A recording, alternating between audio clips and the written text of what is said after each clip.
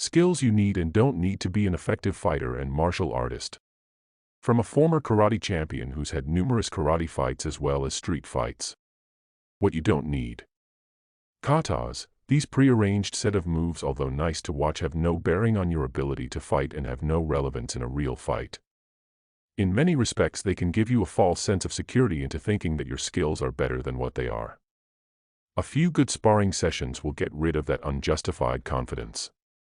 Miguel and Sam's katas displayed here, although entertaining, will not help them out in the street.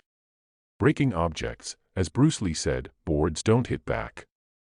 Entertaining, but not necessary. The only exception would be to measure your progress on how you're conditioning your bones to break hard objects, and even then you should be progressing to harder objects than pine. A real test would be able to punch solid steel without breaking your hand or elbow. Even so, having tremendous power or ability to break objects means nothing if you cannot connect. Devin, Johnny, Kyler, and Daniel respectively all look cool breaking things, but those objects have no chance of hitting them back. What you do need. Physical fitness and overall conditioning. Your ability to fight without getting easily fatigued is one of the best weapons you can wield. Being able to dictate the pace of the fight gives you an unfair advantage. If you're struggling to breathe and are tired because you aren't fit, then you cannot fight and you'll lose fights you should have won. Being physically strong will also give you an advantage in potentially ending fights much faster. This is especially true if you already have good punching power, then the extra muscle and strength will only amplify your ability to knock out your opponent. Speed, accuracy, mental toughness, experience, and overall understanding of the fundamentals also cannot be overlooked. If you can move, strike, and react faster than your opponent, then you have a great chance of inevitably beating him.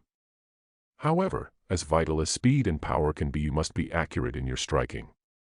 Some of the best fighters I've ever seen were average when it came to speed and power, but were super accurate and could do more damage than their peers who had them beat in speed and power. Mental toughness, grit, or heart as some people might label it, cannot be ignored.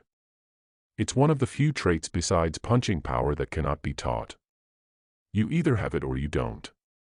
Some have it more than others, but you must do the best you can to cultivate it to see how much of it you possess. A great way to see if you have it is to do a tough challenge such as doing 500 push-ups in 24 hours. If you can accomplish that, then you are probably mentally tough. You must also have a strong understanding and ability to perform the fundamentals. I respect a fighter who has a crushing left hook or right hand that has knocked out many opponents more than a fighter with dazzling kicks that has never done any damage with them. Being physically fit, strong, well-conditioned, mentally tough, with a knowledge of boxing, good at not getting hit, knowledge of basic kicks to the knees and liver, a solid clinch game, and some wrestling defense, you'll be a force to be reckoned with against virtually anyone. You do not need the fancy moves, you need the moves that work. Miguel, Johnny, Hawk, Tori, Daniel, and Terry respectively are showing examples of training that are more practical than the previous clips. I hope this has been helpful to all of you wanting to improve your fighting ability.